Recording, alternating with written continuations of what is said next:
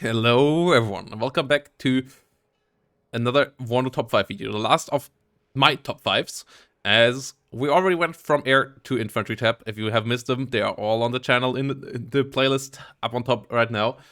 And it's time for you guys to start voting for the community top 5 videos, which we were gonna go in after this one starting next week. You can vote for 5 in each category.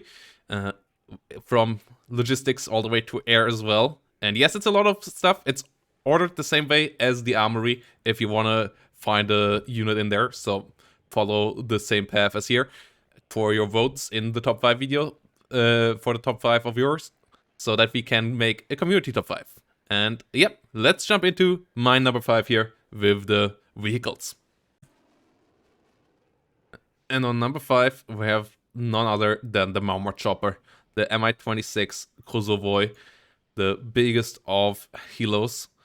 A massive unit, super important for the divisions that have it in their arsenal. A helicopter designed in the late 70s, early 80s to replace already massive helicopters like the Mi-6 and Mi-12.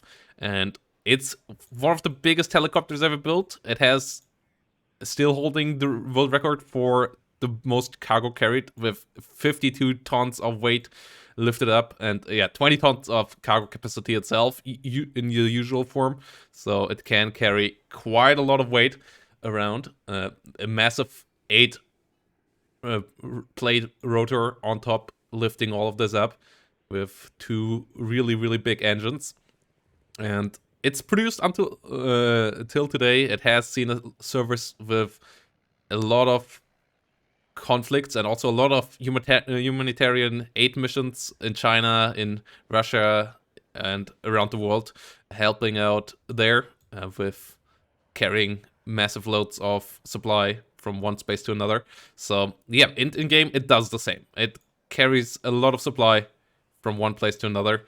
There is no transport version of it yet, so unfortunately you can't carry units around in it, but its 6,000 supplies give you a lot to work with, which is really helpful, especially in the division with heavy artillery usage like KDA or the Berliner. And in 35th, it can resupply your helicopter swarms quite nicely as well. So the Mi-26, super important unit for the divisions that have it. Really cost efficient numbers of supply. The only weakness is that you only get 1 per card, and if it dies, that's a lot of your supply in a game gone. You have to be careful with it not getting killed by artillery, though with 15 hit points it can survive at least 1 or 2 shells there before having to worry too much. But obviously if it gets shut down by an enemy plane or anything like that, you are in trouble. Like, that's the one big flaw of the Mi-26. That's why it's on number 5 and not higher, but it's a fantastic vehicle nonetheless. Let's move on to slot number 4. As on spot number 4, we have another Soviet workhorse, the Ural 4320 in its supply variant. A truck designed in the late 70s and in service with all Warsaw Pact armies since then, and up till today still getting produced in Russia, though obviously with a lot of modernizations and a different cabin, but the base is still the same there, as it's just a pretty solid truck. It can carry decent amounts of supply.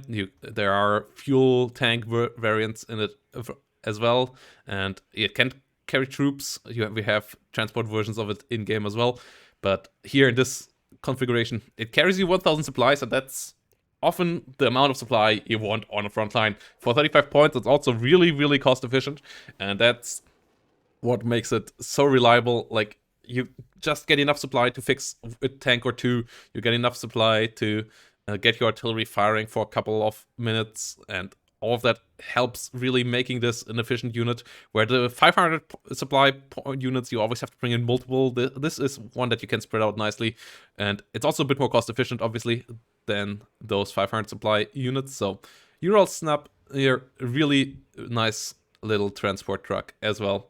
So yeah, that's why it is on number 4 here. Let's move on to spot number 3. And on spot number 3, we have the strongest fighting unit in the logistics step, the M2A2 Bradley CP, which is based on America's basic IFV since the 80s, which has seen a lot of conflict since then as well. M2A2, the most modern version of it in 1989, with upgraded armor, upgraded ground to ground missile with the TOW-2A with a tandem warhead, and a CP version being the command version of it, giving yourself quite some firepower there, having the strong Bushmaster autocannon in the vehicle, having the great ATGM. This thing actually can put up a fight if necessary, and it gives all of that for a relatively cheap amount of extra costs compared to other fighting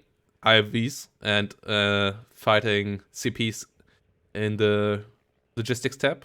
Obviously, you don't want to have them fight too much because you don't want to lose them, but they can be nice in the backline to protect themselves. They can help themselves against helicopters with the Bushmaster. They can shoot down enemy raiders like foxes and so on. And with the 5 at the frontal armor and the 4 side armor, they're also the most survivable of the logistics tab command units. So Bradley CP, really a solid little unit and a key factor for both the 11th and the 3rd US in my eyes.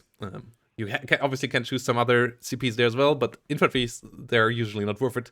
So Bradley and M1A1s usually is where you're at, or some little trucks. But yeah, this is the reason for the M2A2 here. On space 3, let's move on to number 2. And on spot number 2, we have the Mankat 1 6x6 in the ammunition version. Workhorse of the Bundeswehr, a really strong logistics vehicle. The Mankat, designed in the late 70s and built in the late 70s to throughout the 80s, used by many of the NATO forces, including the USA, including France, but obviously mainly in Germany. Can be equipped with other, or carried with other weapon systems like Patriots or even the Pershing nuclear missiles, which was one of its main usages in Germany throughout the Cold War. And it's also obviously can carry a lot of supply, so that's why it is here. It's really cost efficient supply. For 80 points, you get 2,500 supplies, which you can carry around to get to your artillery, and all the German divisions can use artillery quite nicely. So having a good resupply for those artillery pieces is quite nice, and all of that for 80 points is a pretty fair price as well. So the Mankat, perfect unit to resupply your artillery with, and especially if you have like a couple more guns, as you get 2 per card, you can also split them up and use them for that, or use one for artillery, use one for your big tank blob at the front line that needs repairs, where one Mankat can resupply them quite nicely as well. So Mankat 6x6, strong little vehicle used all around the world up to today as well, including in Ukraine. And yep, just a really solid workhorse truck. So yeah, what is better than this? Let's move on to number 1.